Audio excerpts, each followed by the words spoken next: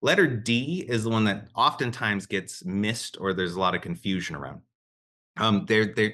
Check 21 has special error resolution requirements, similar to Reg E. So, like if you have, an EFT that wasn't proper, or they think it might be fraud, you have a specific set of rules you have to follow, similar to this Check 21. So there's mandatory timeframes in resolving a customer's dispute. So if a customer comes in and says, "Hey, I wrote a $10 check, not a $100 check," and so they're disputing the check that they provided, then then you have to follow certain rules, and there's certain timelines that you have to make sure that you're matching up with.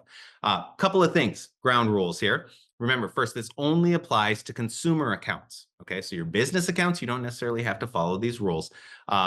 Remember that the claim has, if the claim is related to a substitute check, then if you go to the next page, so if you go to page 22, there's certain procedures that you have to follow. The consumer has to file the claim within 40 days of the later of either the periodic statement that came through with that check or whenever they received that substitute check. And then they get an extension, of course, if there's any kind of circumventing circumstances or extenuating circumstances, they can extend that time out.